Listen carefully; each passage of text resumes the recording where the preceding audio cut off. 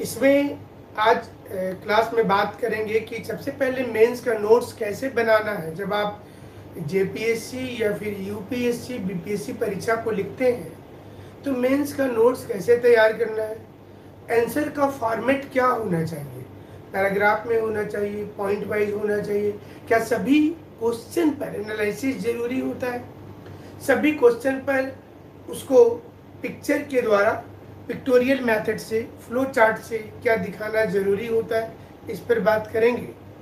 इसके साथ साथ जो जेपीएससी में क्वेश्चंस जब आते हैं, कोई भी क्वेश्चन आता है तो आपको उस क्वेश्चन का सबसे अंत में देखना है, सबसे लास्ट में क्वेश्चन के सबसे लास्ट में क्या लिखा हुआ है ये देखना है आपको। यानी कि क्वेश्चन के अंत में मूल्यांकन लिखा हुआ है, इवेल्युएशन, आलोचनात्मक परीक्षण लिखा हुआ है, क्रिटिकली एनालिसिस लिखा हुआ है, व्याख्या है, विश्लेषण है। तो कुछ वर्ड ऐसे हैं जो पहले तो सिमिलर जैसे हैं वो आपको बता दें और उसके बाद आपको अलग अलग समझाएंगे कि परीक्षा में जब आएगा तो वह कैसे लिखना है। और चैनल को सब्सक्राइब जरूर कर लीजिएगा, किस प्रकार की वीडियो एक्स्ट्रा भी जब हम बताएंगे तो आपको मिलेगा। जो पहला वर्ड जो होता है, जैसे मान लीजिए कि है वो व्याख्या करना, तो व्याख्या जब होगा और व्याख्या के साथ साथ अगर वर्णन, ये लगभग एक जैसा इसमें आपको उत्तर देना, लेकिन फिर भी ये सभी में डिफरेंस क्या ये बताएंगे आपको। वर्णन करें या विवरण दे, इंग्लिश में तो एक ही वर्ड लिख देने से काम चल जाता है। एक्सप्लेन कीजिए,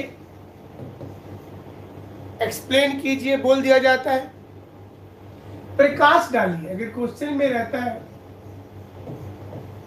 प्रकाश डालिए, या क्वेश्चन में रहता है स्पष्ट कीजिए, क्लैरिफाई। तो हम लोगों को ये पहले समझना है कि इनमें से कोई शब्द अगर क्वेश्चन में है तो इसकी जो मीनिंग हो रही है, जो व्याख्या का मीनिंग हो रहा है, वो ऑलमोस्ट सभी का मीनिंग में आपको लेकर के चलना है। इसी प्रकार से अगर क्वेश्चन में आलोचना दिया हुआ है तो ये अलग है, थोड़ा थोड़ा जो डिफरेंस है ये जरूर बताएंगे आपको। आलोचना करें, समालोचना, आजकल क्वेश्चन में ना समालोचना वर्ड भी आता है, समालोचना करें, या आपको दे दे समीक्षा करें, रिव्यू। क्वेश्चन में जब आएगा रिव्यू कीजिए, तो रिव्यू करने में आपको बेसिकली करना क्या है, या फिर जो क्रिटिसिज्म, जब क्रिटिसिज्म होता है तो इसमें क्या करना है, ये क्रिटिकली एनालाइज जब होता है, क्रिटिकली एनालाइज द क्वेश्चन, तब उसमें आप क्या करेंगे। इसी प्रकार से परीक्षण करें, एग्जामिन करें, क्वेश्चन का आता है आपको परीक्षण करें, मतलब क्या हुआ, एग्जामिन करना। तो एग्जामिन आएगा तो उसमें क्या करना है, गुण दोष लिखना भी एग्जाम में कभी कभी आता है, कभी कभी एग्जाम में आता है इवेल्युएशन करें, क्वेश्चन का इवेल्युएशन मतलब हो गया मूल्यांकन कीजिए, प्रश्न का मूल्यांकन कीजिए। तो सबसे पहला काम क्या करेंगे, सबसे पहला काम करेंगे कि जो पूछा गया है लास्ट में, मतलब जब क्वेश्चन आप बनाना शुरू करें तो सबसे अंत में जो लाइन है उसको जरूर देखेंगे कि अंत में क्या लिखा हुआ है। तो चलिए व्याख्या से शुरू करते हैं। अंत में अगर लिखा हुआ है व्याख्या करें, मान लीजिए कि गांधी जी हमेशा जितने आंदोलन को शुरू करते थे बाद में उसे वापस ले लेते थे, फिर भी उनकी लोकप्रियता बरकरार थी। इस प्रश्न का व्याख्या करें, मतलब ऐसा क्वेश्चन आ जाता है। इस प्रश्न का मूल्यांकन करें। भारत की मॉनसून हमेशा लेट हो जाती है, इस कथन का समीक्षा कीजिए। तो ऐसे क्वेश्चन आजकल क्या है, तो क्वेश्चन जब आप बनाना शुरू कर रहे हैं तो सबसे पहले क्या करेंगे, अच्छा इंग्लिश में भी बताते, तो सबसे पहले क्या करेंगे कि सबसे लास्ट में देखेंगे, ठीक है, कि अंत में कौन सा शब्द दिया हुआ है। तो चलिए सबसे पहले शुरू करेंगे। अगर प्रश्न में एक्सप्लेन दिया हुआ है, एक्सप्लेन द क्वेश्चन, व्याख्या कीजिए। कोई प्रश्न दिया हुआ है और उसका व्याख्या कीजिए, तो इसमें आपको करना क्या है। जैसे मान लीजिए कि एक लाइन है, सिद्धि हेतु स्वामी गए यह गौरव की बात, पर चोरी चोरी गए यही बड़ी व्याघा। इस प्रश्न का व्याख्या करें। जब व्याख्या करने के लिए आता है क्वेश्चन, एक्सप्लेन करने के लिए आता है, तो कोई एक लाइन अक्सर दिया जाता है, या तो छोटा होगा या बड़ा होगा। व्याख्या दो प्रकार का होता है। तो कोई व्याख्या का मतलब क्या होता है, if the meaning, if the meaning of the question, meaning of the question is hard, तो पहले उसका मीनिंग को, मतलब जटिल लाइन है, प्रश्न में जटिलता छिपी हुई है, आपको उस जटिलता को पकड़ना है, उसका भावार्थ और विस्तार से बताना है। मतलब क्या करना है इसको, कि ये जो क्वेश्चन दिया हुआ है उसका मतलब अर्थ क्या हो रहा है, उसकी मीनिंग, तो मीनिंग और उसको आपको उसके स्ट्रक्चर को विस्तार पूर्वक, मतलब इसको थोड़ा सा लेंथ बनाते हुए लिखेंगे। ये ध्यान रखना है आपको। और मतलब आप जो चीज को बता रहे हैं इसमें इजी वर्ड्स का प्रयोग करते हुए, इजी वर्ड्स में आप समझाएंगे क्वेश्चन।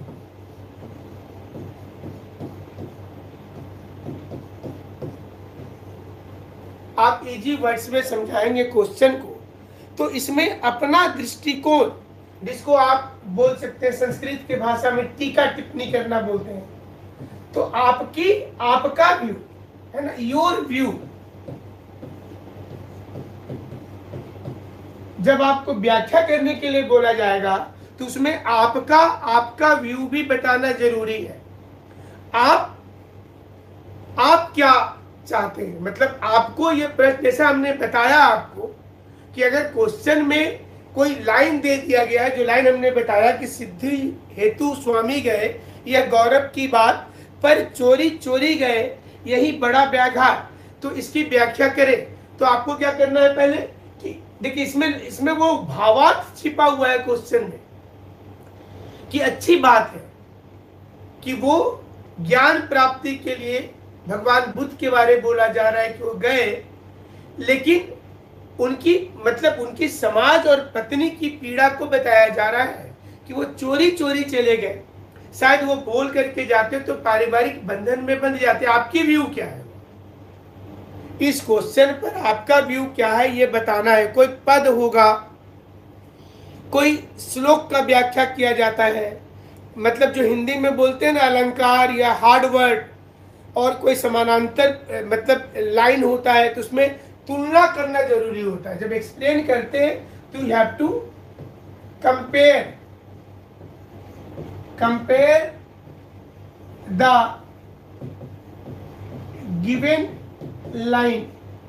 ये कंपैरिजन जरूरी होता है कि आपको जो लाइन दिया गया है, और जाहिर सी चीज है कि अगर बड़ा अवतरण दिया गया है, तब जैसे कि कोई बहुत लंबा लाइन लिख दिया गया और बोला गया कि अवतरण मतलब लंबा पैराग्राफ लिख दिया गया और बोला गया कि आप इसका व्याख्या करें, तो इसमें जब बड़ा होगा तब क्वेश्चन याद रखिएगा, जब क्वेश्चन में मीनिंग लार्ज है तो डिफरेंट थॉट देना जरूरी है। मतलब क्या हुआ कि एक चीज के कितने पहलू हो सकते हैं। जब व्याख्या करें में बड़ा क्वेश्चन है, क्वेश्चन की साइज, मतलब साइज का मतलब क्या हुआ कि 3-4 लाइन में उसके भावार्थ छुपे हुए हैं, तो उसमें आपको अलग अलग विचारधारा प्रस्तुत करना पड़ेगा। लेकिन ये बहुत जरूरी है कि आपको आपका दृष्टिकोण बताना है। जो भी प्रश्न बोला जा रहा है, जैसे हमने आपको बताया, सपोज कीजिए कि 1942 में महात्मा गांधी एक क्रांतिकारी मूड में थे। यूपीएससी में आया हुआ क्वेश्चन है कि Gandhi ji was in a radical mood in 1942। इस कथन का व्याख्या कीजिए। तो आपको ये बताना होगा, ये बताएंगे, सारी चीज बताएंगे कि सारे में इंट्रो देना जरूरी है कि नहीं, पॉइंट वाइज करना जरूरी है कि नहीं। देखिए ये, चलिए उसको ही पहले बता देते हैं जो रीमा रानी ने क्वेश्चन पूछा है, साथ में बता दे रहे, व्याख्या करे के बाद उसी को बता देंगे कि आप आंसर कैसे कैसे होना चाहिए, कितने शब्द में होना चाहिए, उस पोर्शन को बता देंगे। तो सबसे पहले कि अगर तर्कसंगत पुष्टि है, मतलब अगर आप प्रश्न से सहमत हैं तो तर्कसंगत पुष्टि कीजिए, और अगर असहमत है तो उसका खंडन करते हुए तर्क दीजिए। दोनों चीजें देखिए। जो प्रश्न पूछा क्या है, do you think governor has more power than president even both enjoy the same post in the country, equivalent post in the country. अब देखिए पूछ रहा है कि क्या राज्यपाल राष्ट्रपति से अधिक शक्ति का प्रयोग कर सकता है। अब आप व्याख्या कीजिए, चलिए व्याख्या कीजिए। तो इसमें अगर आप इससे, इस लाइन से जो यूपीएससी जेपीएससी ने लाइन लिख करके दिया, उससे अगर आप संतुष्ट हो रहे हैं तो उस संतुष्टि का कारण बताना है। अगर आप खंडन कर रहे हैं तो खंडन का कारण बताना है। इसमें ये इंपॉर्टेंट होता है। लेकिन आमतौर पर जो प्रश्न पूछा गया है उसमें आपकी संतुष्टि जरूरी होती है। So do you think governor enjoy more power than president. तो आपको ऐसे प्रश्न पूछे जाते हैं तो इसमें हाँ का शब्द छुपा रहता है। आप इसको जब खंडन करके आंसर लिखिएगा तो उसका इरिलेवेंट आंसर चला जाएगा। तो गवर्नर कहां कहां पर ज्यादा एंजॉय कर सकता है, ये आपको संवैधानिक ज्ञान होना चाहिए। Do you think Indian democracy is going to be paralysed. क्या आपको लगता है कि भारतीय प्रजातंत्र पंगु की ओर जा रहा है। तो ऐसे प्रश्न पर आपको दोनों विचार लेकर के चल रहे।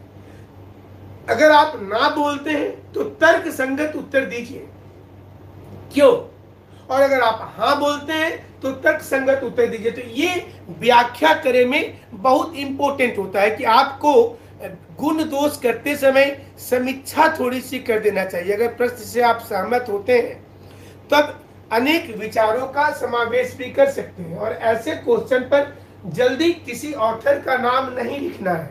जैसे बहुत से लोग क्या करते हैं कि क्वेश्चन आंसर लिखते समय अब्राहम लिंकन ने कहा था, अरस्तु ने कहा था, आर्किमिडीज ने कहा था, एडम स्मिथ ने कहा था, वो लाइन व्याख्या में नहीं डाली जाती। अगर आप डालेंगे, क्योंकि यहाँ पर आपका व्यू पूछा जाता है, ये हमेशा ध्यान देंगे कि when you are going to solve the question about the, explain करें, explain the question, then the most important thing is your own view. आपका अपना व्यू पूछा जाता है। क्लियर हो गया होगा, व्याख्या करें। चलिए आगे जो क्वेश्चन एक अभी बीच में आपने पूछा था तो उसको थोड़ा सा हम बता देना चाहते हैं ताकि आपको इजी हो जाएगा। तब फिर आगे बढ़ेंगे आपके लिए जो आपको बताना चाह रहे हैं कि किस किस चीजों पर ध्यान देना है। जब आप क्वेश्चन लिखते हैं, ये बहुत इंपॉर्टेंट चीज है कि जब आप क्वेश्चन लिखते हैं तो लिखते समय किन चीजों का ध्यान दें। पहले इसको बता देते हैं, फिर विश्लेषण करें, चर्चा करें, आलोचनात्मक मूल्यांकन करें, क्रिटिकली एनालाइज करें, ये सारी चीजों को बताएं। तो आपको सबसे पहले आप क्वेश्चन को जो पढ़ते हैं तो एक क्वेश्चन को अलग अलग चीजों में बांटिए। सबसे पहला चीज क्या करेंगे कि आप डिस्ट्रीब्यूट द क्वेश्चन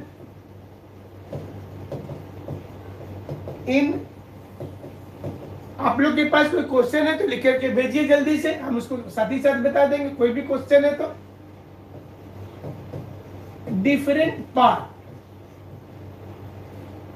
जैसे हमने क्वेश्चन पूछा कि क्या राज्यपाल की शक्ति राष्ट्रपति से अधिक है। मान लीजिए इसी क्वेश्चन को ले लेते हैं, ये क्वेश्चन है आज का। Do you think governor enjoy more power then president, even both are the constitutional head of country and state respectively। अब इस क्वेश्चन को लिखने के लिए बोला जा रहा है, तो सबसे पहले क्या करें? अब वो तो बाद में देखेंगे कि उधर एक्सप्लेन था कि एनुमेरेट था कि क्रिटिकली एनालाइज था कि इवेल्युएशन था, ये बाद में देखेंगे। तो सुशील कुमार अर्जुन ने लिखा, वीडियो में क्या प्रॉब्लम आ रही थोड़ा बताइए, क्या कुछ दिक्कत हो रही है? लाइटिंग प्रॉब्लम हो रहा, कुछ जल्दी से बताइए। बाकी लोग जो क्लास कर रहे हैं वो बताएं क्या दिक्कत हो रहा है, वीडियो में क्या दिक्कत है, जल्दी से बताएं। तो चलिए आगे बढ़ जाते हैं, तब तक आप लोग आंसर लिखें। साफ नहीं दिख रहा है, बाकी लोगों को दिख रहा है साफ? मिथिलेश सिंह लिखते हैं, ठीक है। और लोग जल्दी से आंसर करें, क्विक, क्योंकि टाइम इसमें ज्यादा जाना नहीं चाहिए।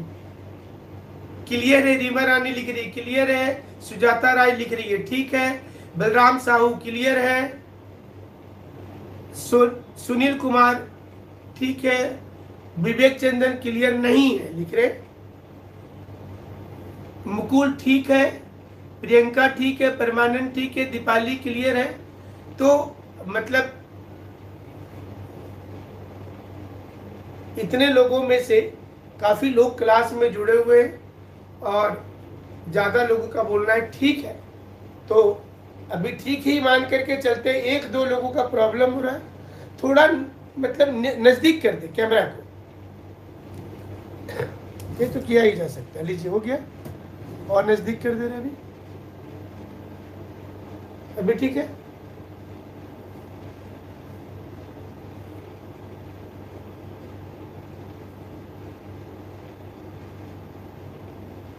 अपने अपने मोबाइल पर भी थोड़ा सा आप लोग फोकस करेंगे, थोड़ा नीचे करने बोल रहे हैं, नीचे कर दिए थोड़ा सा,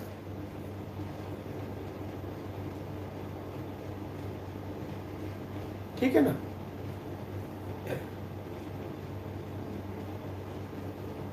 ठीक है चलिए शुरू करते हैं आगे। सबसे पहले बता रहे थे कि कोई क्वेश्चन को अलग अलग चीजों में क्या करना, टुकड़ों में आपको बांटना है पहले।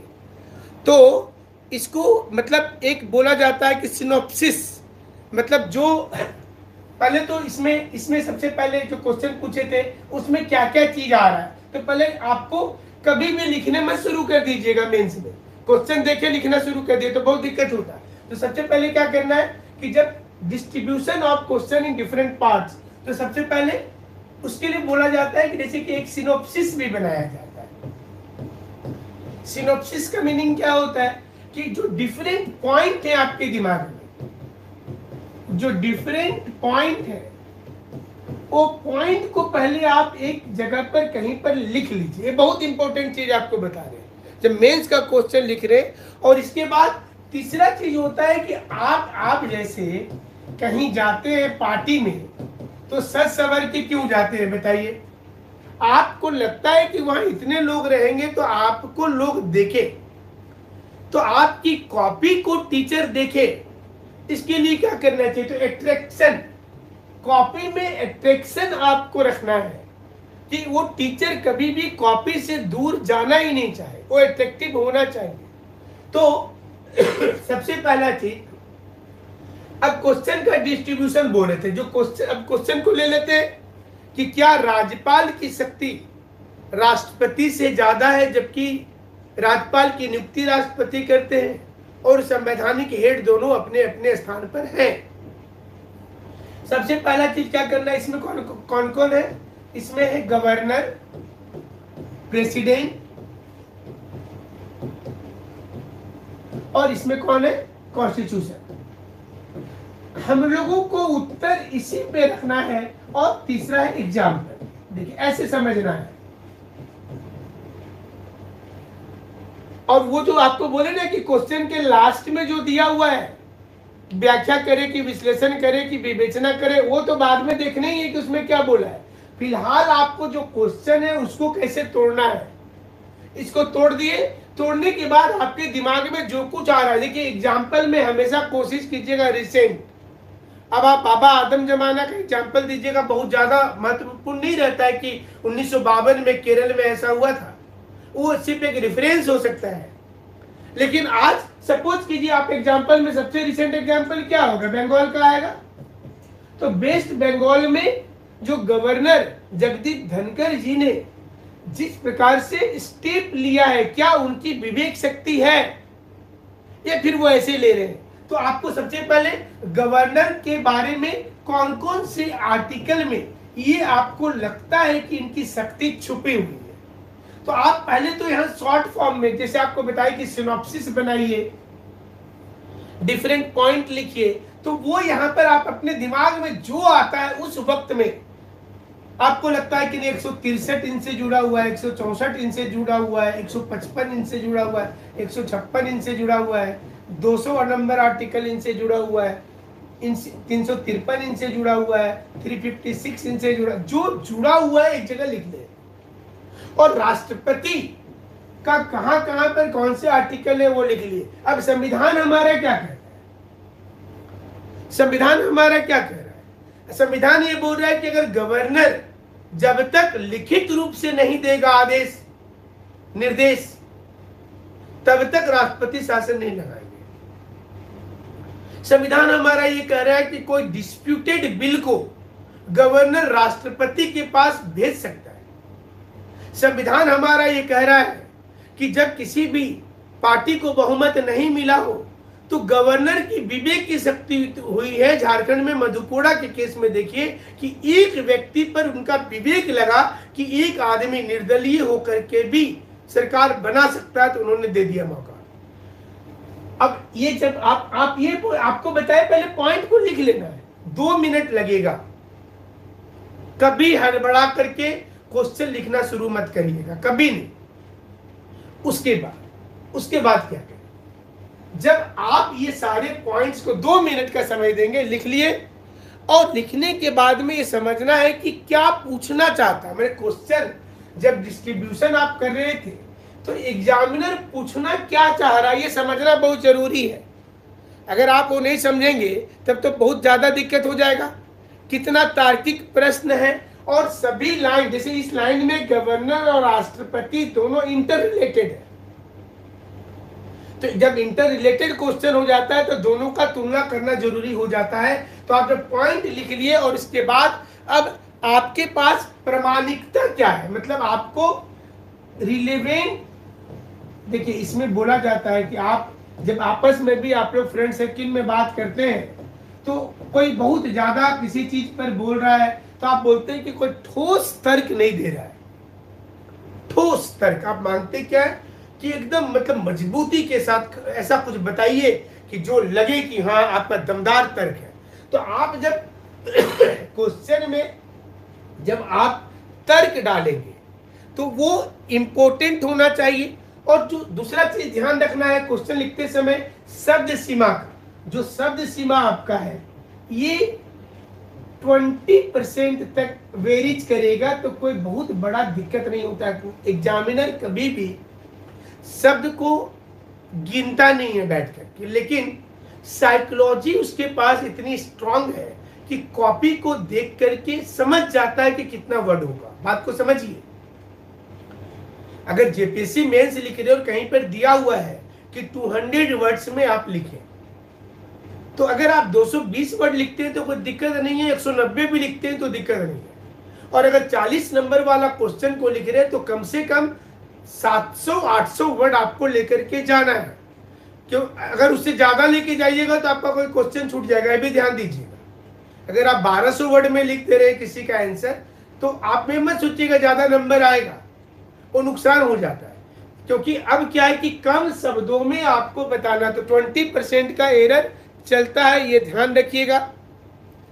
और प्रश्न की प्रकृति पर, कैसा प्रकृति, मैंने पैराग्राफ वाइज लिखेंगे कि जैसे पॉइंट वाइज लिखेंगे। क्वेश्चन दिया है कि भारतीय राष्ट्रीय आंदोलन में महिलाओं की भूमिका को बताइए। अब ऐसा क्वेश्चन दे दिया तो अगर ये पेज तुमने वर्ड्स हम बता दे रहे, आपका एक पेज में कितना वर्ड आता होगा आप लोग देख लीजिए। तो महिलाओं के द्वारा की गई प्रमुख क्रांति को बताइए। और अगर अगर ये बोला गया है तो आपको क्या करना है कि क्वेश्चन में जब तक बहुत बड़ा लेंदी क्वेश्चन नहीं है तो बहुत बड़ा इंट्रोडक्शन नहीं होना चाहिए। अगर 800 वर्ड में लिख रहे हैं तो इंट्रोडक्शन आप उस क्वेश्चन की 50 वर्ड में दे सकते हैं, लेकिन 250 शब्द का क्वेश्चन है तो मुश्किल से आपको 15-20 वर्ड में ही शुरुआत करके उसको इंड कर देना है, शुरुआती इंट्रोडक्शन को। ऐसे क्वेश्चन कि भारतीय राष्ट्रीय आंदोलन में महिलाओं की विभिन्न क्रांतियों को बताइए, इस क्वेश्चन का उत्तर आप पॉइंट वाइज दीजिए। मतलब आपको प्रश्न देख करके समझ में आ जाएगा कि what is the demand of the question. ये क्वेश्चन पूछना क्या चाह रहा है आपसे, आपको क्या करना चाहिए इसमें। और जब कंपैरिजन में क्वेश्चन पूछा गया है तो उसको पैराग्राफ वाइज लिखेंगे तो ज्यादा अच्छा होगा। व्हाइट पेपर रहता है कि रूलिंग पेपर रहता है। देखिए ये यूपीएससी में तो व्हाइट रहता है, जेपीएससी में शुरू वाली जो परीक्षाएं हुई थी उसमें व्हाइट था, लेकिन छठी वाली में रूल था। तो ये भी जेपीएससी के अगर आप कैंडिडेट हैं तो हमको तो लग रहा है कि अब उसके ऊपर उसकी ये जेपीएससी के विवेक पे छोड़ दीजिए, क्योंकि वो डिक्लेयर भी नहीं करता। और लास्ट टाइम जैसा हमने बताया था कि छठी में रूल था, उसके पहले वाले में जो क्वेश्चन आंसर था वो मतलब वाइट था, यूपीएससी में वाइट रहता है।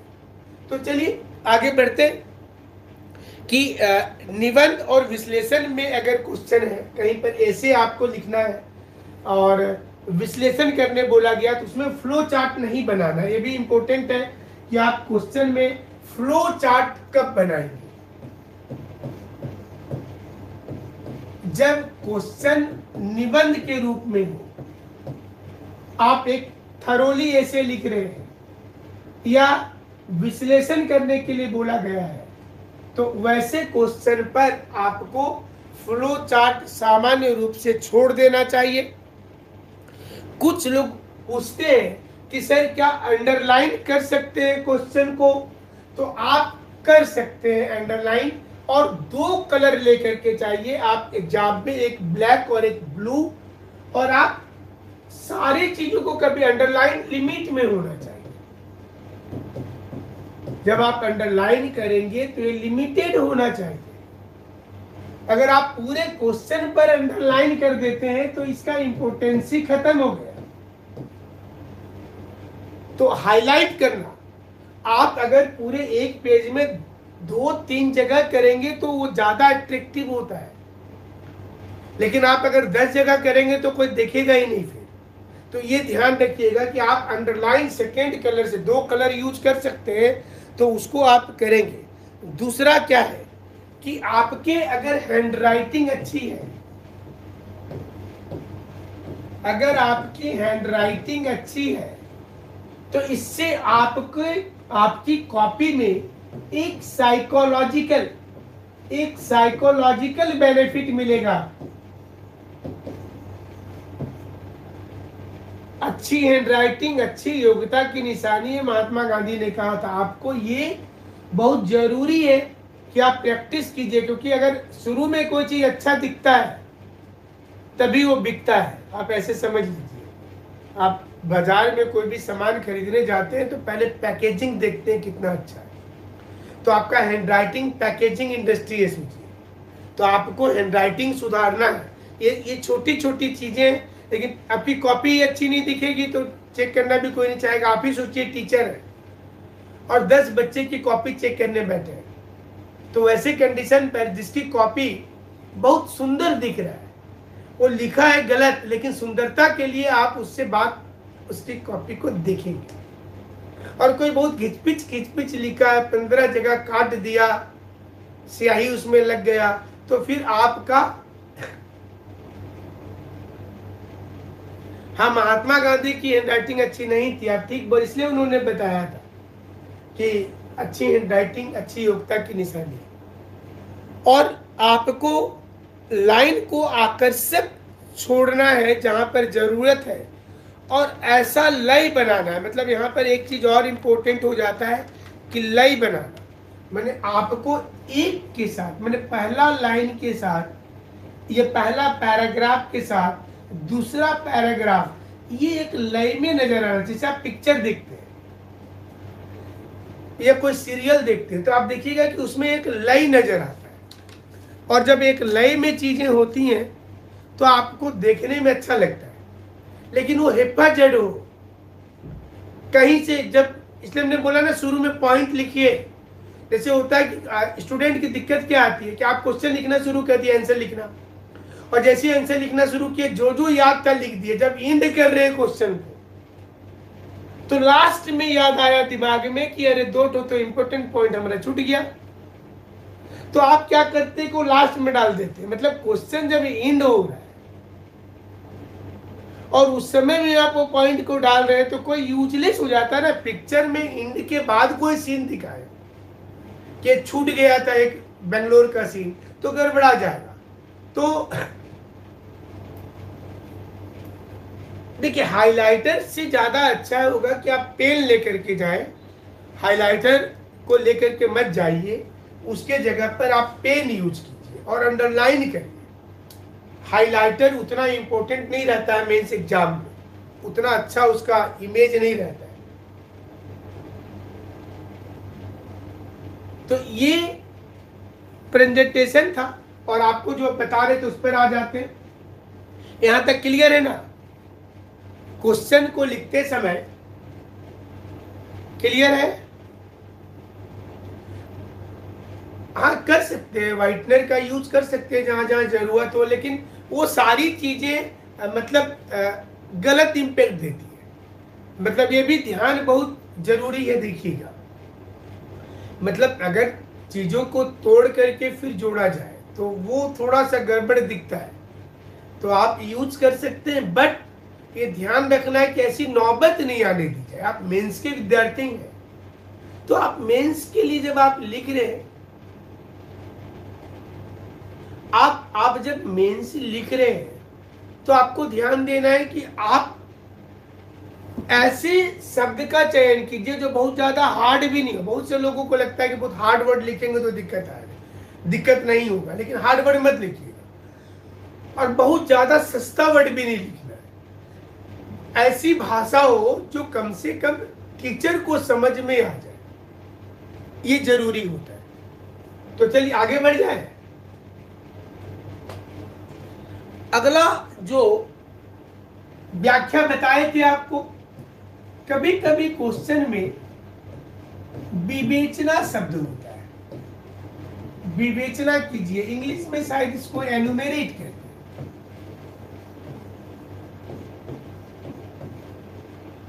एनुमेरेट करें। कोई क्वेश्चन है तो पूछिए, किसी का क्वेश्चन लगता आ रहा था तो आप पूछ सकते हैं,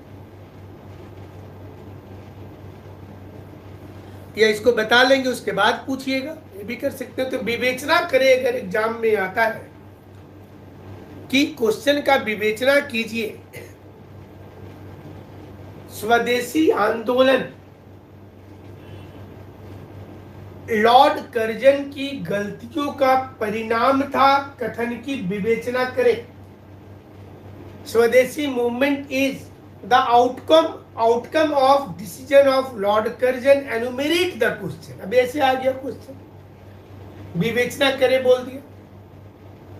तो हम लोग करते क्या है, आमतौर पर स्टूडेंट क्या करते हैं, अगर आपको इससे मतलब नहीं है कि विवेचना पूछा है कि व्याख्या पूछा है कि विश्लेषण पूछा है, स्टूडेंट क्या करते हैं, वो सीधा सीधी स्वदेशी आंदोलन जो जानते हैं उसको लिखना शुरू कर देंगे। पहले बंगाल एक था, इतना तारीख को लॉर्ड कर्जन ने बोला, इतना अगस्त को आंदोलन शुरू हुआ, इतना तारीख को दोनों का बंटवारा हो गया, इस समय में अध्यक्ष कांग्रेस के ये थे, मुस्लिम लीग बन गया। हम लोग क्या करते हैं, फैक्चुअल नॉलेज वहां पर लिख करके आ जाते हैं। वो तो पूछा नहीं था ये तो क्वेश्चन में पूछा ही नहीं था। क्वेश्चन में तो पूछा है कि लॉर्ड कर्जन की गलतियों का परिणाम था। तो किसी विषय का जो विषय दिया गया है, इसका विवेचना में सभी पक्ष को जानना है।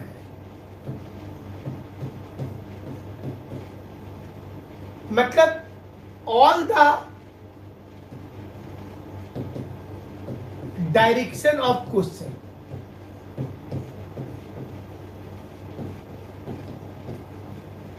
क्वेश्चन के जितने भी पक्ष दिए गए उसे जानिए और वास्तविकता को ध्यान में रखकर आपको सभी पक्ष को जानने के बाद रियलिटी चेक कीजिए।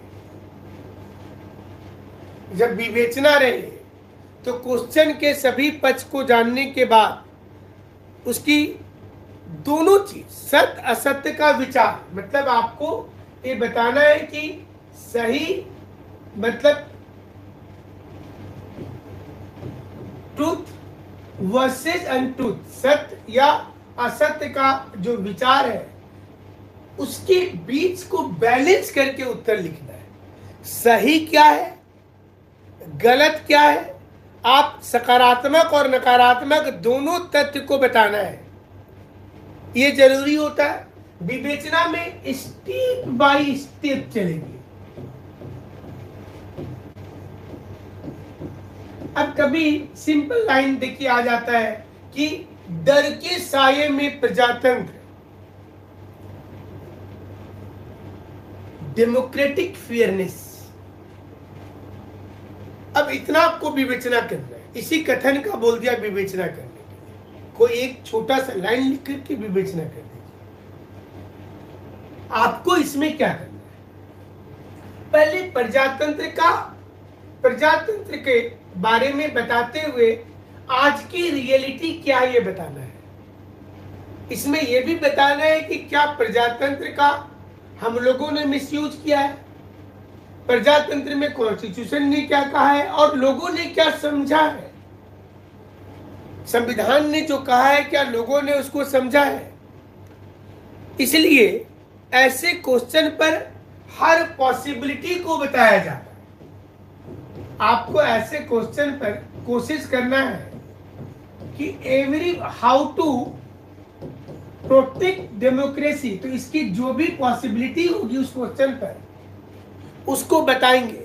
और आपके पास जो कथन और तथ्य है, जो कथन दिया हुआ है और जो आपके पास फैक्ट्स है उस पर ही बल देना जरूरी होता है विवेचना करे में।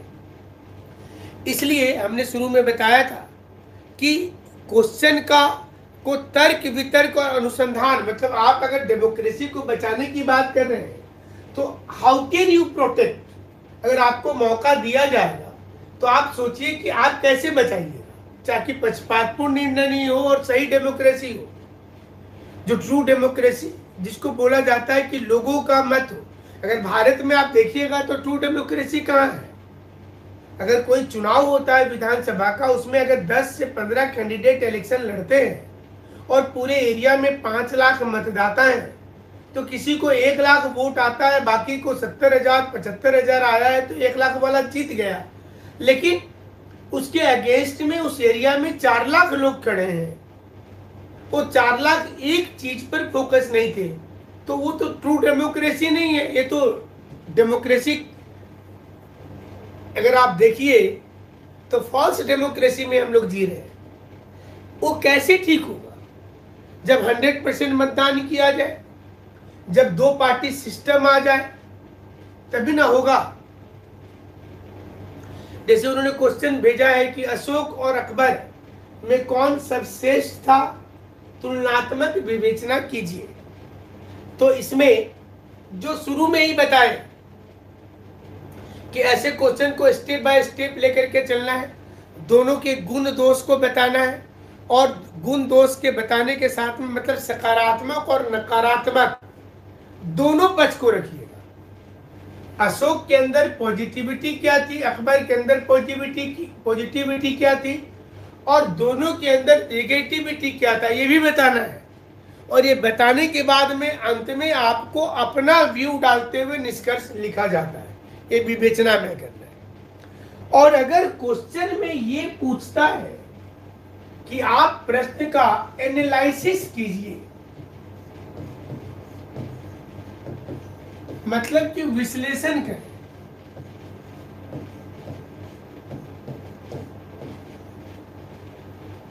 एनालिसिस कीजिए, तो आपको ऐसे क्वेश्चन को माइक्रो लेवल पर सोचा जाता है।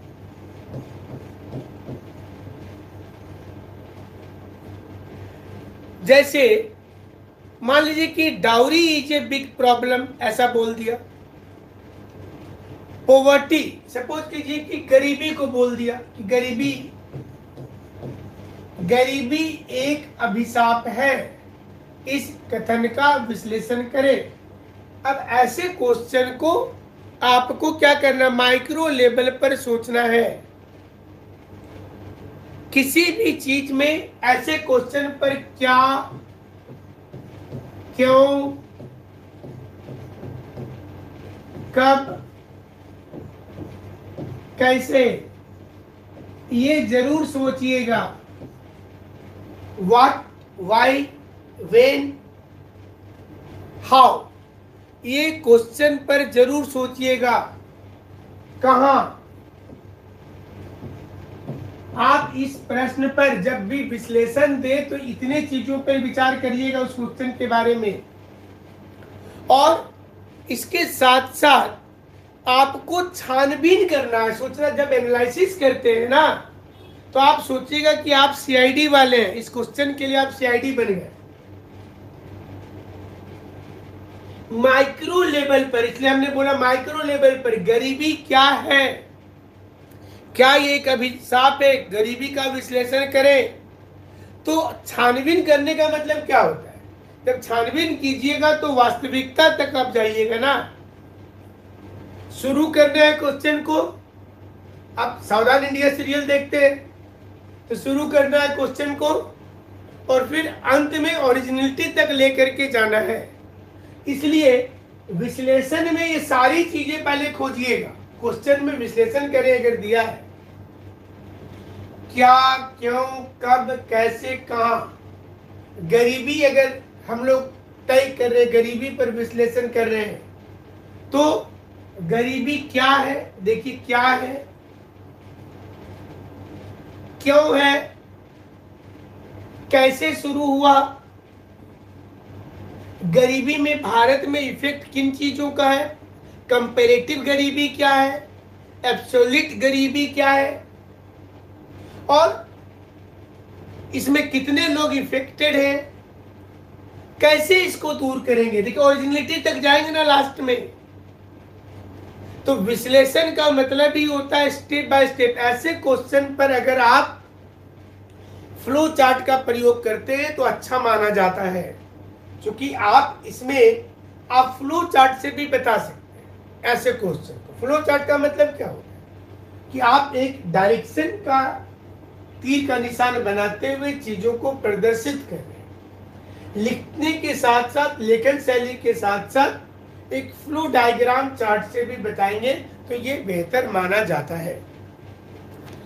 क्लियर है। अब अगर मान लीजिए कि क्वेश्चन में पूछा गया है कि क्वेश्चन का मूल्यांकन कीजिए, इवेल्युएशन ऑफ द क्वेश्चन पूछा गया है, इवेल्युएशन क्वेश्चन का मूल्यांकन करिए। तो इसमें आपको ऐसे क्वेश्चन पर वैल्यू ऑफ जस्टिस देखा जाता है।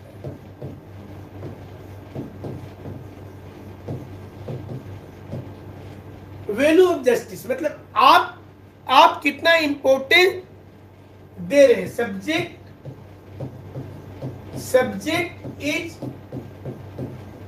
हाउ मच इंपॉर्टेंट, कितना महत्वपूर्ण विषय है। और साथ ही साथ कुछ सच्चाई है तभी आपको फैक्ट डालना है, इसमें फैक्ट्स की जरूरत नहीं होती। जब मूल्यांकन करे बोला जा रहा है तो फैक्चुअल नहीं होना चाहिए, पहला ध्यान रखना है। और जैसे अभी बताया ना कि रिलेवेंट चीजें, सपोज कीजिए अगर ये क्वेश्चन देता है जैसे India should be the permanent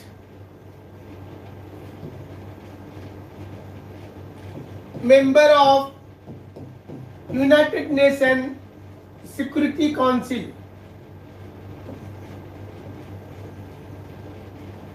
इसका मूल्यांकन करें, एक क्वेश्चन पूछ रहा है। तो सब्जेक्ट कितना इंपॉर्टेंट है देखिए ये। और वैल्यू ऑफ जस्टिस, इसमें देखना है कि हम क्यों, ये हमारे साथ न्याय होगा कि नहीं। एक क्वेश्चन पर हमारे साथ न्याय होना चाहिए। तो आप जब रिलेवेंट चीजों को उठाइएगा तो सच्चाई के लिए, मतलब आपको फैक्ट कब डालना है, तो यहां पर इस क्वेश्चन पर क्या करना है, fact is needed to support your point. आप जब भी यहां पर फैक्ट डालेंगे तो आपको अपने पॉइंट के समर्थन में ही डालना, ऐसे एक्स्ट्रा पॉइंट कोई फैक्ट डालना ही नहीं है। आपको अपने क्वेश्चन के समर्थन में ही पॉइंट डालना है। तो इस क्वेश्चन का वैल्यू ऑफ जस्टिस क्या बोलता है, तो जब वैल्यू ऑफ जस्टिस को चेक करेंगे तो आपके लिए ये इंपॉर्टेंट हो जाएगा। और सब्जेक्ट की रिलेवेंसी को चेक करते हुए आपको तर्क प्रस्तुत करना है। ऐसे क्वेश्चन आमतौर पर चाहिए के फॉर्म में ही होता है। मूल्यांकन करना है, इवैल्यूएशन करना है, जिससे बोलते ना जांच करें। अगर जांच करे आ जाता, इसी क्वेश्चन पर इवैल्यूएशन के जगह मान लीजिए लिखा रहता एग्जामिन करें, देखने में दोनों एक ही जैसा लग रहा है। अगर इसके जगह पर ये रहता कि क्वेश्चन का एग्जामिन करें, तो एग्जामिन में हमको क्या करना है, पहला था मूल्यांकन करें। अगर मूल्यांकन के क्वेश्चन पर ही लिख दिया जाता India should be the permanent member of United nation security council examine the sentence, देखिए बदल दिया। मूल्यांकन करे भी बोला और अभी क्वेश्चन को एग्जामिन करे बोल दिया। तो इसमें उम्मीदवार, आप जो स्टूडेंट है उनका नजरिया इंपॉर्टेंट हो जाएगा और उसके विभिन्न आयाम को, मतलब इसमें क्या होता है कि आपको 3-4 प्रकार से इसके लाइन को समझाना है। जब आएगा ना एग्जामिन करें तो इसके 3-4 प्रकार से समझाना है इस क्वेश्चन को, कि अगर भारत को हम लोग परमानेंट सिक्योरिटी काउंसिल का सदस्य बना देते हैं तो क्या दूसरे देश भी इसके लिए आवेदन देना शुरू कर देंगे। पहला ये पक्ष को बताना है। दूसरा पक्ष बता रहा है कि क्या भारत बन जाएगा तो भारत के पड़ोसी राष्ट्र को क्या इससे कोई खतरा महसूस होगा, उसको समझाना है। तीसरा बताना है कि भारत के बन जाने के बाद क्या परमाणु युद्ध संभव हो जाएगा। चौथा बताना है कि क्या भारत का बनना बहुत जरूरी है इस समय। आपको 4-5 प्रकार से समझाना है।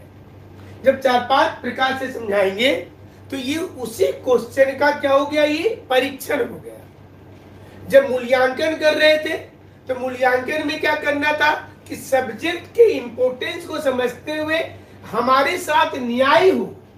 इस क्वेश्चन में भारत के साथ न्याय हो सिर्फ उसको बताना था, लेकिन एग्जामिन करने में क्या करना था, हमको इसको 4-5 प्रकार से सामने लाना है, जिससे कि जैसे फ्रीडम स्ट्रगल में महिलाओं की भूमिका की जांच कीजिए। फ्रीडम स्ट्रगल में महिलाओं की भूमिका की जांच कीजिए। Examine the role of women in the Indian struggle, Indian freedom struggle, ये आया हुआ भी क्वेश्चन है यूपीएससी में। तो आपको ऐसे क्वेश्चन पर जो हमने बताया कि अलग अलग पहलू को दर्शाते हुए आपको इसका उत्तर देना है। और क्वेश्चन आता है स्पष्टीकरण के लिए। क्वेश्चन को जब अगर पूछता है कि स्पष्ट कीजिए,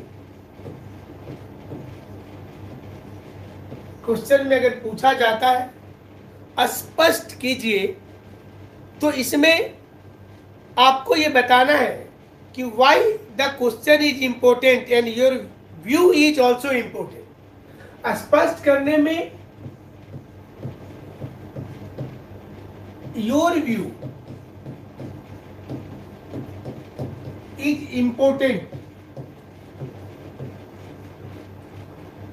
झारखंड में विकास राजनीतिक कारणों से नहीं हो पाया, इस कथन को स्पष्ट कीजिए।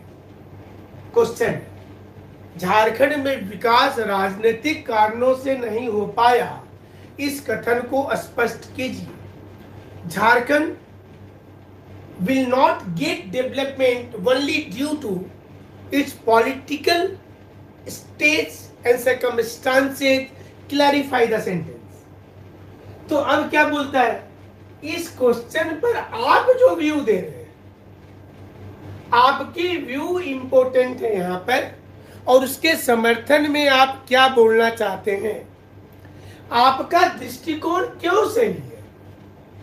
अगर आपसे कोई सिंपली पूछा कि झारखंड का विकास नहीं हो पाया क्यों, सिंपल सोचिए, अभी तो राजनीति भी हटा देते हैं, हम क्वेश्चन इतना रखते हैं कि झारखंड का विकास नहीं हो पाया क्यों।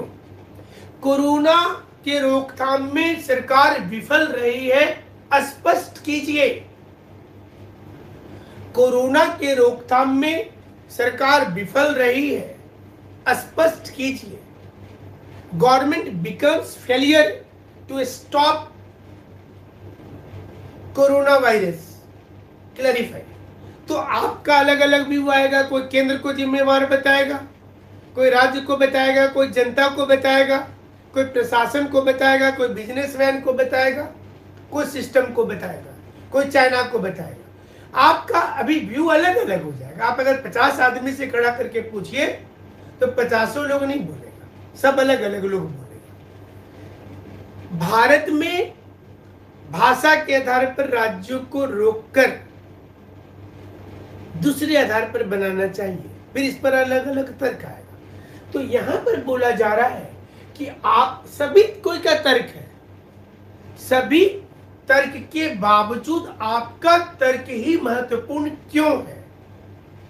डिफरेंट एंगल है क्वेश्चन में, लेकिन इसके बावजूद आप जो तर्क दे रहे हैं वही तर्क इतना ज्यादा इंपॉर्टेंट क्यों है, उसके पक्ष में आप जब चीजों को लिखेंगे तो ये क्वेश्चन का स्पष्टीकरण हो जाएगा। मतलब अलग अलग पहलू का मूल्यांकन कीजिए। स्पष्ट करने में क्या करना है, इसमें आपको जो अलग अलग जो हमने बताया ना कि कोरोना के फेलियर पर स्पष्टीकरण करें, तो जितने पहलू था वो सभी पहलू का मूल्यांकन कर लीजिए। तो मूल्यांकन करने में क्या करना है वो आप तो जान गए। स्पष्ट करने में अलग अलग पॉइंट का जब इवैल्यूएशन कर लीजिएगा तो आंसर आपका निकल जाएगा आसानी के साथ में। और जैसे कि जो आपका दृष्टिकोण क्यों सही है तो आपने बता दिया, और इसको बेटर करने के लिए कौन कौन से चैलेंज है जब स्पष्ट करने में आप बताते हैं तो चैलेंजेस भी बताना है। क्योंकि जैसे हमने बोला ना कोरोना के फेलियरनेस क्यों हुआ, तो इसमें चैलेंज भी बताना है कि ये सारे चैलेंज है, ये चैलेंज के चलते फेलियर हो रहा है। आपका दृष्टिकोण तो रखना ही है और उसी पर फोकस रहना है। घूम फिर करके आपका दृष्टिकोण पर आपको आ जाना है, लेकिन चुनौती और बाधा क्या है इसको भी बताना बहुत जरूरी है। तब जाकर के होगा कि अगर आप जब तक चुनौती नहीं देंगे, महिला का क्वेश्चन हो चाहे दूसरा हो तो दिक्कत रहेगा। और अगर क्वेश्चन आता है डिस्कस कीजिए, चर्चा करें, प्रश्न में लिखा हुआ है चर्चा करें, तो ये एक प्रकार का बहस है। चर्चा करें मतलब आपको एक बहस के लिए क्वेश्चन में बोल रहा है, जिसमें विचार विमर्श के जैसा। मतलब आप सिंपली सोचिए ना पहले कि आप लोग किसी चीज पर चर्चा करते हैं ना, आप बोलते चलो थोड़ा सा आज जल संसाधन पर चर्चा किया जाए, तो उसमें कोई तर्क वितर्क शुरू में नहीं होता ना। चर्चा मतलब सब कोई की बात सुन रहे हैं, जो लोग वहां बैठे हैं सभी लोगों की बात को सुन रहे हैं। तो जो क्वेश्चन में जब चर्चा करे रहेगा तो चर्चा करने में आपको खुलकर विचार प्रकट करना है किसी समस्या को समझाने का प्रयास करना है। मैंने प्रॉब्लम को समझाना है।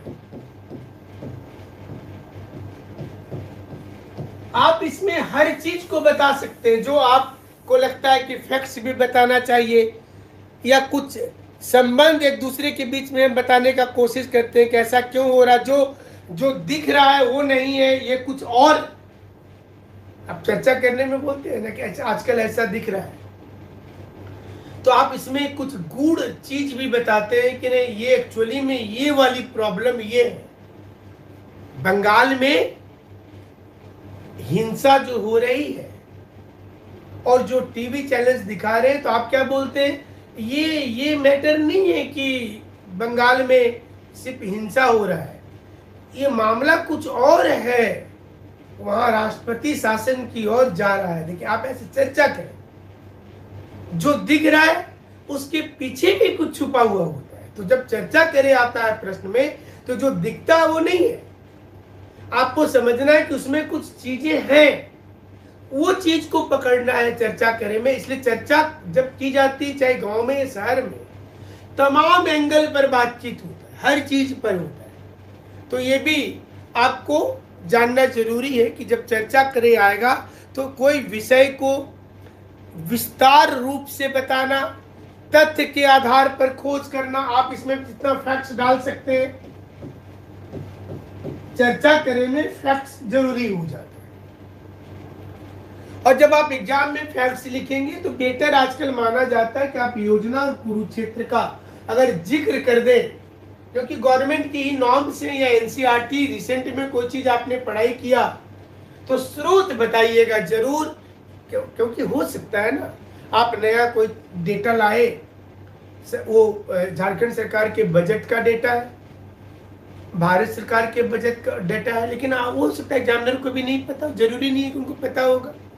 तो अगर आप लिख देंगे कि स्रोत योजना 2021 सितंबर अक्टूबर, जो लिखना लिख दीजिए, 2022 जब परीक्षा हो रही है उस समय का योजना कुरुक्षेत्र। इसलिए मेंस के लिए योजना कुरुक्षेत्र जरूर से पढ़ लीजिएगा, उससे आपको एक तो फ्लो लिखने का तरीका पता चलेगा और डेटा बहुत ऑथेंटिक रहेगा। सारे लोग जो उसमें लिखते हैं वो रिसर्च स्कॉलर होते हैं, भारत सरकार की मैगजीन है, उसको ना बोलने का प्रश्न नहीं उठता। लेकिन आप कोई ऐसे किताब का नाम मत लिख दीजिएगा कि बिपिन चंद्रा में पढ़े थे, शर्मा एंड बताल में पढ़े थे, गोपाल सिंह में पढ़े थे, रोमिला थापड़ में, वो गलत चला जाएगा। आपको जब डेटा लिखना है तो सरकार की मैगजीन्स की लिखी जाती है, आप उसमें कोई प्राइवेट मैगजीन का नाम लिख दीजिएगा तो गड़बड़ हो जाएगा। इसलिए हमेशा ध्यान रखिएगा, ना ही कोई एक न्यूज़पेपर का नाम लिखिएगा। हो सकता है ना, देखिए आजकल न्यूज़पेपर भी किसी न किसी पॉलिटिकल पार्टी के सपोर्ट में खड़ा है, तो जो कॉपी चेक करने वाला है उस सब इतना तो लेवल में चला गया है कि उसको पता है कि the Hindu newspaper, times of India, economic times और भी दुनिया भर के हैं, वो किसको फेवर करते हैं किसको नहीं करते। तो आप इसलिए स्रोत में किताब का उस पेपर का नाम मत लिखिए। हाँ, भारत सरकार के कोई साइट है आप उसका नाम लिख सकते हैं, अगर उसका नाम लिखेंगे तो दिक्कत नहीं होगा। तो ये चर्चा करे में जैसा आपको बताया कि विषय का विस्तृत ज्ञान, तथ्य के आधार पर आपको खोजना है, सभी संबंध का विचार पूर्वक चिंतन करना है और किसी समस्या को समझाने के लिए खुलकर विचार प्रकट करना है, प्रयास करना है इसको। और अलग अलग लोगों के बीच में जो चीजें हो सकती हैं, विचार विमर्श जब चर्चा करे हो तब चर्चा करे, तो परीक्षा में तो आप अकेले कर रहे हैं, उसमें तो कोई ग्रुप बैठा नहीं है। लेकिन चर्चा करे में इस पर कौन कौन सी चर्चाएं हो सकती है। बंगाल जा रहा है राष्ट्रपति शासन की और चर्चा कीजिए, तो आप कैसे करेंगे, ममता बनर्जी के रोल को भी बताएंगे, आपको जो अलग अलग कम्युनिटी के ऊपर में चर्चा करना है वो भी बताएंगे, प्रॉब्लम क्यों आ रहा है ये बताएंगे, क्योंकि वो तीनों एंगल को आपको उसी वक्त में 3-4 कैरेक्टर में चला जाना है, तो चर्चा करे आपका हो जाएगा। अब 2 क्वेश्चन को मिलाकर के जब पूछा जाता है, अगर ऐसा पूछा जाता है कि समालोचना कीजिए या आलोचनात्मक चिंतन कीजिए, ऐसे जैसे आपको क्रिटिकली एनालाइज बोल दिया, तो यहां पर दो चीज पूछ दिया, एक तो आलोचना भी पूछ दिया और दूसरा एनालाइज भी पूछ दिया। क्रिटिकली एनालाइज द क्वेश्चन, ये दोनों को एक साथ पूछ दिया ना। आपको आलोचना भी करने बोल रहा है और आपको चिंतन भी करने बोल रहा है। तो जब ऐसी चीजों को समालोचना बोला जाता है, समान आलोचना। समालोचना का मतलब क्या होता है? समान आलोचना। तो आपको पक्षपातपूर्ण निर्णय इसमें नहीं लेना है, ये ध्यान रखना है।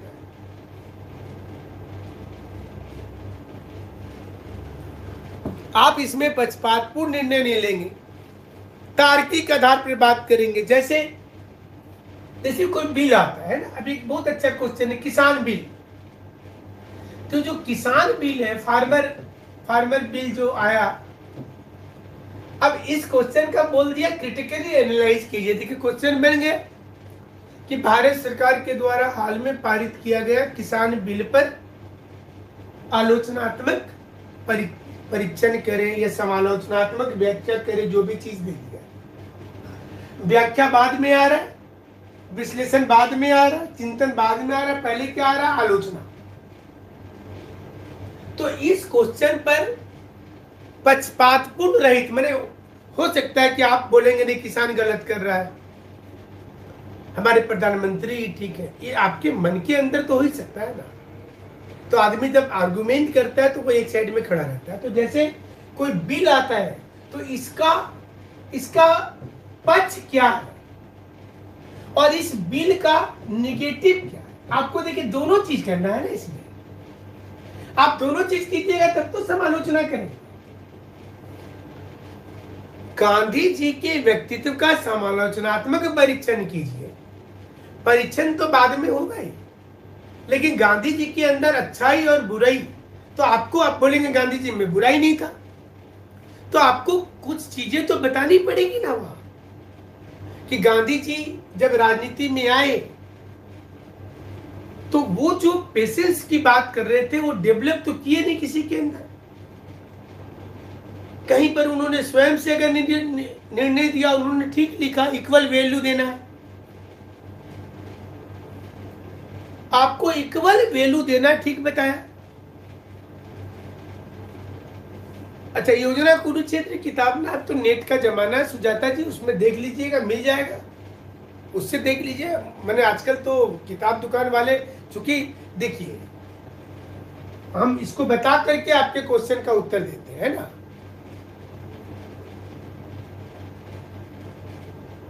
हाँ, राहुल कुमार ने बोला कि जो कमेटी बनी थी वो ज्यादा, जब मतलब वो अपने तर्क को सपोर्ट के लिए डालेंगे।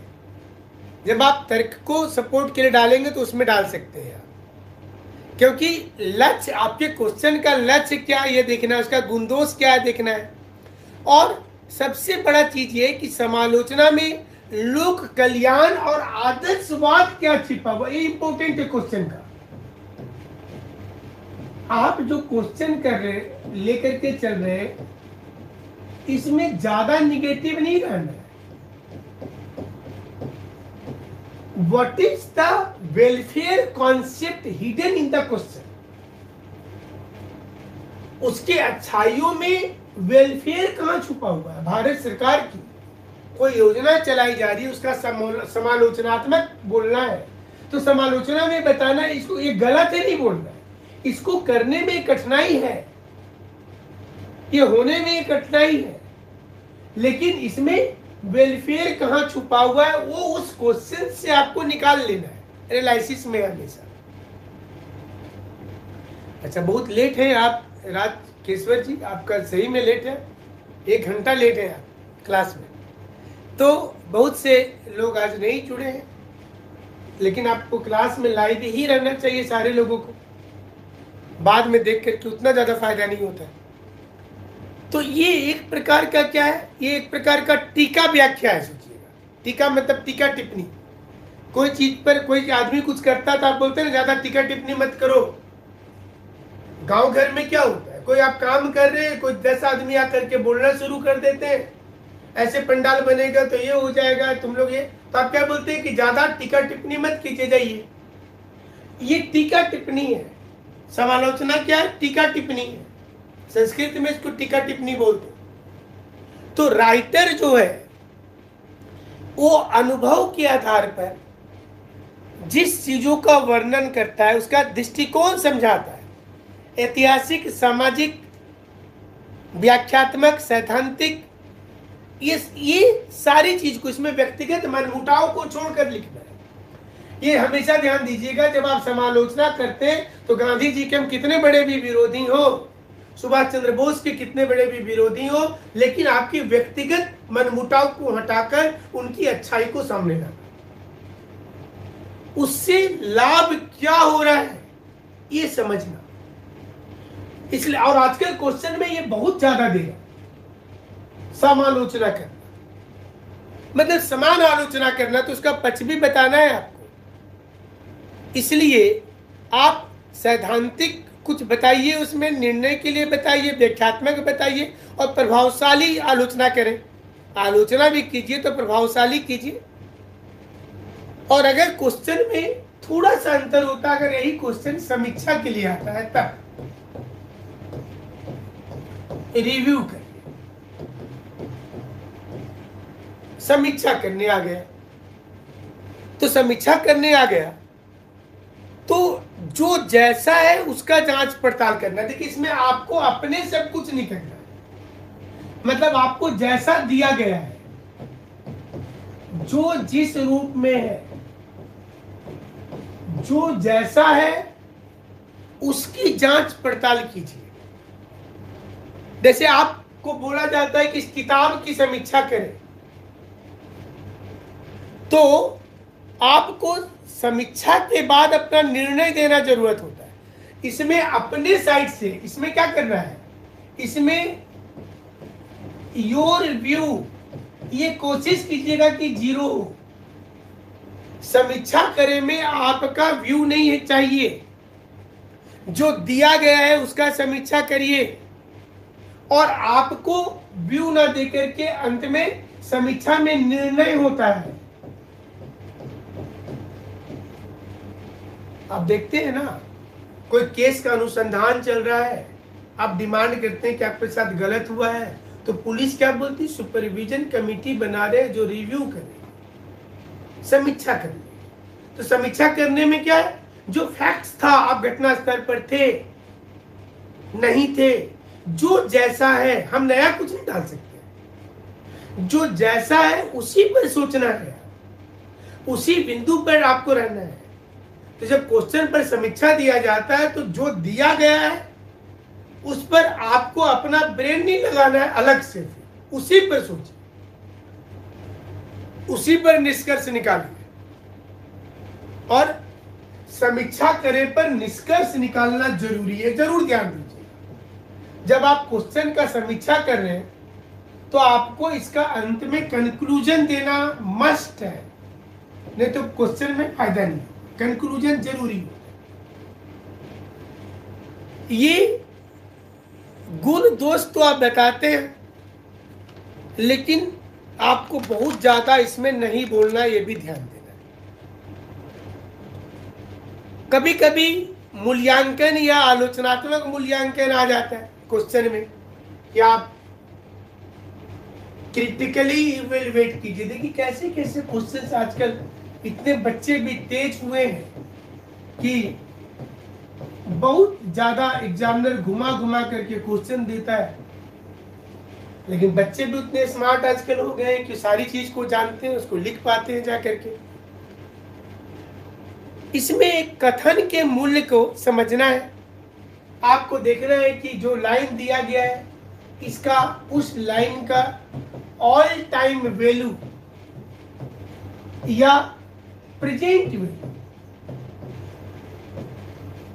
उसका प्रेजेंट वैल्यू क्या है, ऑल टाइम वैल्यू क्या है या उसका प्रेजेंट वैल्यू क्या है, ये देखना है।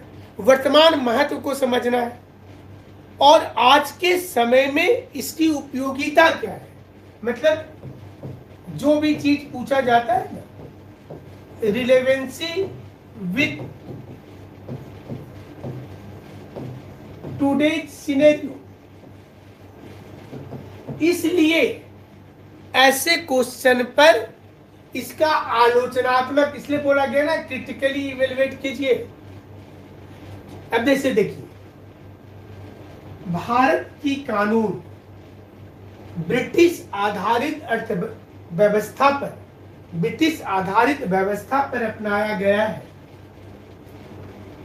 इस कथन का आलोचनात्मक मूल्यांकन करें।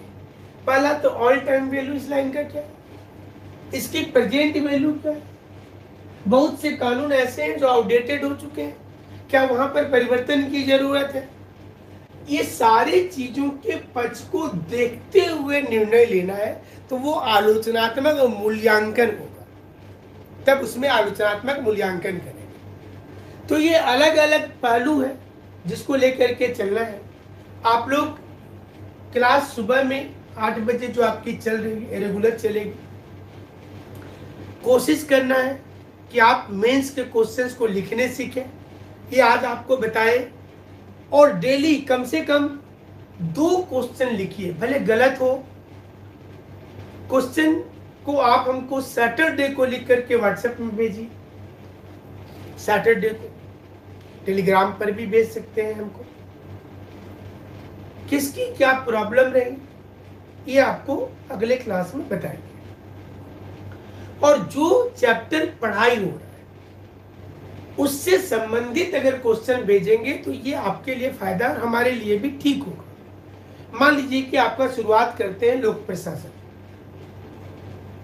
तो आप लोक प्रशासन से संबंधित क्वेश्चन भेजें लिख करके। आपका शुरुआत करते हैं इकोनॉमिक्स, तो इकोनॉमिक्स से संबंधित क्वेश्चन भेजें लिख करके। आप इरिलेवेंट यहां भी नहीं चल रहे।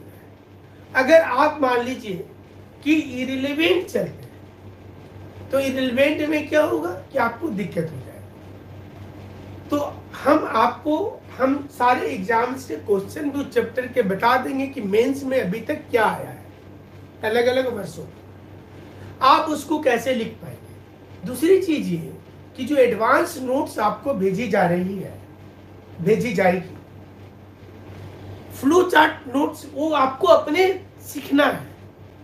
क्योंकि नोट्स तो हमेशा एक स्टैंडर्ड पे बना दिया जाता है, फिर उसमें कुछ नयापन डालना है। जैसे गाना पुराना है लेकिन थोड़ा रिमिक्स अगर सिंगर ने कर दिया तो आज के युवाओं को खींच लिया। आपके अंदर ये कला होनी चाहिए कि थोड़ा सा चेंज करने के लिए, मतलब रटंत वाला तोता नहीं बनना है कि एग्जैक्ट लाइन रट लेना है। हम तो आपको दे रहे टू द पॉइंट, लेकिन थोड़ा सा आप अपने आप में परिवर्तन लाएंगे कि थोड़ा सा चेंज करने सीखेंगे, कुछ नए चीज को जरूर डालेंगे। जो नए डेवलपमेंट हो रहे, चाहे वो इकोनॉमिक्स में हो, साइंस एंड टेक्नोलॉजी में हो, दूसरी चीजों में हो, तो उसको आपको डालना होगा। तो आपके जो क्लासेज है उसमें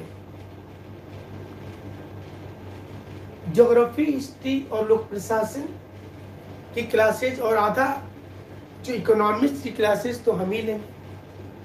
development in science and technology दूसरे फैकल्टी लेंगे, इकोनॉमिक्स की कुछ क्लासेस दूसरे लेंगे और लोक प्रशासन की भी कुछ क्लासेस दूसरे लेंगे। तो ये जो है ये चीज आपको रेगुलर होगा। तो आज इतना ही बताते हैं, कल फिर सुबह में 8 बजे आप लोगों के साथ आज शाम को शेड्यूल भेज दिया जाएगा क्या क्लास होगा, और कुछ पुरानी वीडियो भी भेज देंगे जो पहले आप देख सकते हैं और फिर क्लास को ज्वाइन करें। Okay, thank you.